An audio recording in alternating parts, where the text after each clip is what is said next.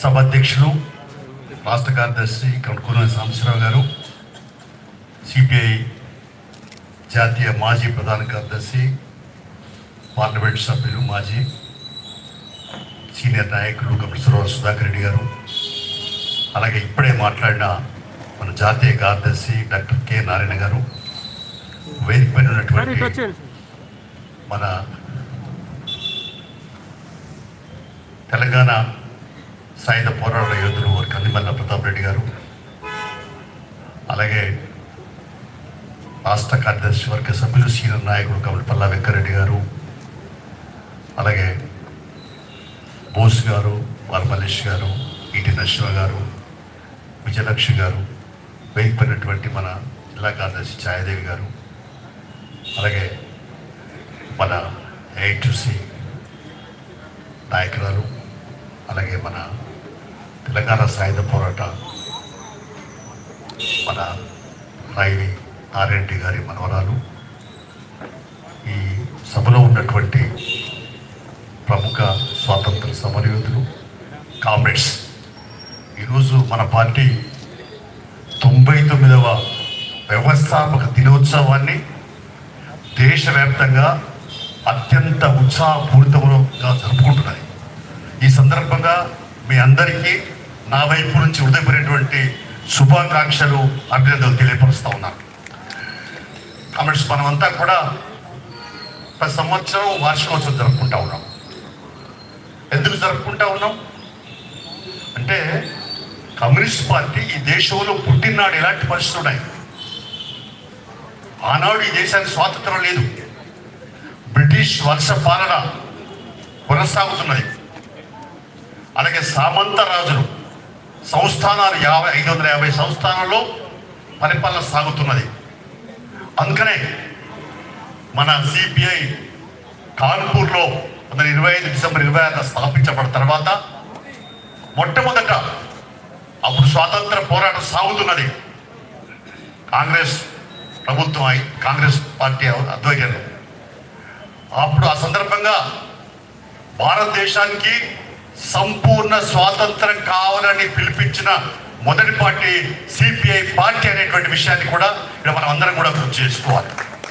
అంతేకాదు, ఆ సందర్భంగా అప్పటికే కార్మిక సంఘాలు, విద్యార్థి సంఘాలు, యువజన సంఘాలు, మహిళా సంఘాలు, రైతు సంఘాలు, వ్యవసాయ కార్మిక సంఘాలు, అలాగే అరసం లేదా ఇలాంటి అనేక మేధావి సంఘాలు దేశవ్యాప్తంగా కూడా విస్తరిస్తున్న తరుణం అయింది. ఆ తర్వాత కూడా ఒక విషయం చెప్పాలంటే, భారతదేశంలో ప్రజా సంఘాల రూపకర్త అంటే ప్రజల పక్షాన ప్రజల సమస్యలు తీసుకొని ప్రజా ఉద్యమాలు నిర్మించేందుకు ప్రజా సంఘాలను మొట్టమొదటి స్థాపించిన పార్టీ కూడా, ఆ ప్రజా సంఘాలను ప్రోత్సహించిన పార్టీ కూడా భారత కమ్యూనిస్ట్ పార్టీ అనేది ఈ సందర్భంగా మనం గుర్తుంచుకోవాలి.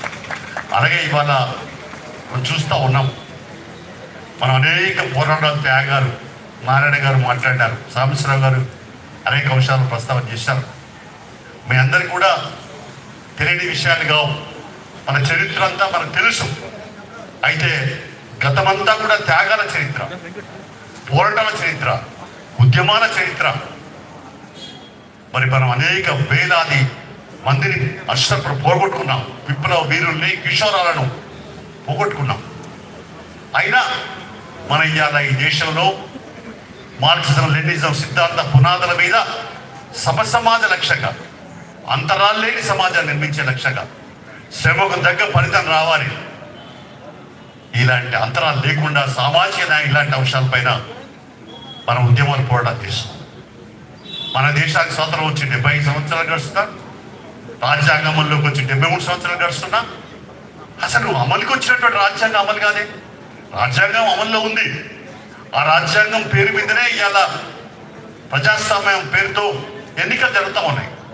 ఎన్నికలు ఎట్లా జరుగుతాయో నేను చెప్పనక్కర్లేదు, ఎన్నికలు అంటే ఏమిటో నేను చెప్పనక్కర్లేదు, సందర్భం కాదు. కానీ వాళ్ళ ప్రజాస్వామ్యమే ప్రమాదంలో పడ్డది. రాజ్యాంగ ఉల్లంఘనలు ప్రారంభమైనాయి. గతంలో కూడా అనేక ప్రభుత్వాలు మారినాయి.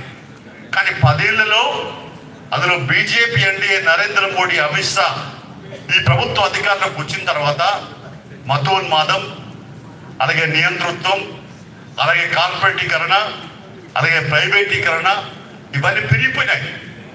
అంటే ఇవాళ సామాన్య బతుకులు చిక్కిపోతున్నాయి, దినదిన గండంగా సాగుతున్నాయి. ఇవాళ సామాజిక న్యాయం మన అందరి ద్రాక్షగానే మిగిలిపోయి, ఇలాంటి తరుణంలోనే భారత కమ్యూనిస్ట్ పార్టీ మనం ఏదైతే ఉందో రాజ్యసభలో లేదా పార్లమెంట్లో లేదా అసెంబ్లీలో సంఖ్యాబలం తక్కువ ఉన్నవని ఎక్కడ నిరాశపడకుండా మొక్కవోని ధైర్యంతో దేశవ్యాప్తంగా బీజేపీ కటావో దేశ్ కో బచావో నినాదం తీసుకొని ముందుకు సాగిన భారత కమ్యూనిస్ట్ పార్టీ మాత్రమే అనే విషయాన్ని కూడా మనం గుర్తు చేసుకోవాలి ఒకసారి. ఇవాళ అనేకమైనటువంటి పోరాట ఉద్యమాలు చేస్తూ ఉన్నాయి. ఇంకా భవిష్యత్తులో కూడా మనం ఇవాళ మరి ఈ బీజేపీ ఎన్డీఏ ప్రభుత్వం ప్రశ్నించే గొంతుగా నొక్కేస్తూ ఉంది. మరి ఇవాళ అనేక మందిని రాజద్రోహం కేసులు పెట్టి జైల్లో పెడతా ఉన్నారు, పీడీ యాక్ట్లు పెడతా ఉన్నారు. అందుకనే రానున్న కాలంలో మరి ఇంకా అనేక ఆటుపోట్లు ఎదుర్కొనేటువంటి అవకాశం ఉంది. అందుకే నారాయణ గారు చెప్పినట్టుగా ఇవాళ ఇండియా కూటమి ఏర్పడింది. అయితే అన్ని భాగస్వాములు ఒక సమన్వయంతో ముందుకు పోగలిగితే బీజేపీని ఓడించడానికి అనేక అవకాశాలు ఉన్నాయి. అందుకని మన పార్టీ భవిష్యత్తులో మరింత బలోపేతం కావాలంటే ఈ వ్యవస్థాపక దినోత్సవం సందర్భంగా మనం అందరం కూడా పునరంకితం కావాలా, మనం ప్రజల మధ్య ఉండాలా, ప్రజా సమస్యలు తీసుకోవాలా, స్థానిక ఉద్యమాలు నిర్మించాలా, ప్రజల మధ్య ప్రజల చేత ప్రజల ద్వారా ప్రజల కొరకు ప్రజా ఉద్యమాలు నిర్మించగలిగినప్పుడే మన పార్టీ మరింత శాఖోపశాఖలుగా ఎదగడానికి అవకాశం ఉంటుంది. అదంతా మన చేతిలో. మనం ఇవాళ మారిన పరిస్థితుల్లో మనం మారాలి, మనం మరింత పునరంకితం కావాలా, ప్రజల మధ్య ఉండి పనిచేసే ఆ కార్యాచరణ రూపొందించుకోవాలి. ఇవాళ భూమి సమస్య ఉంది, బతుకుదేవి సమస్య ఉంది, ఉపాధి సమస్య ఉంది, అన్ని సమస్యలు ఉన్నాయి. విద్య, వైద్యం, అలాగే ఇళ్ళ స్థలాలు, ఇండ్లు ఇలాంటి ఏవి అందుబాటులో లేవు. ఇలాంటి సమస్యల పైన శ్రమకు తగ్గ ఫలితం ఇంకా రావట్లేదు. ఇలాంటి సమస్యల పైన సమరశీల పోరాటాలకి, మిలిటెంట్ పోరాటాలకు సమాయత్తం అయినప్పుడే మన పార్టీ బతుకుద్ది, మన పార్టీ బలోపేతం అవుతుంది. ఇదే మగ్దూమ్ భవన్ గతంలో ఎట్లయితే వెలిగిందో తెలంగాణ సాయుధ పోరాటంలో ఇప్పుడే మనం గుర్తు చేసుకున్నాం. మన ఆనాడు రావినారెడ్డి, బద్దమిల్లారెడ్డి, మగ్దూమ్ మొయినుద్దీన్ సాయుధ కూడా పిలిపించినారు. మరి మగ్దూమ్ పేరుతో ఇవాళ భవనం అంటే మనం ఇక్కడ భవనంలో కార్యక్రమాలు నిర్వహిస్తుంటా ఉన్నాం. అందుకనే రాజ్బహదూర్ హాల్ ఇక్కడ నిర్మించుకున్నాం. అందుకని భవిష్యత్తులో కూడా ఈ ఆనాడు ఎవరైతే అమరవీరులు, ఆనాడు ఎవరైతే త్యాగదనులు మనకు వారి వారసత్వాన్ని వారి వారసత్వాన్ని అందిపుచ్చుకున్నాం, వారి వారసత్వాన్ని పురిపుచ్చుకున్నాం. మనం అంకితం అవుదాం. మళ్ళీ ఇవాళ కూడా పార్టీ వైభవానికి పూర్వ వైభవాన్ని తెచ్చేందుకు కక్కన బద్దులు అవుదాం.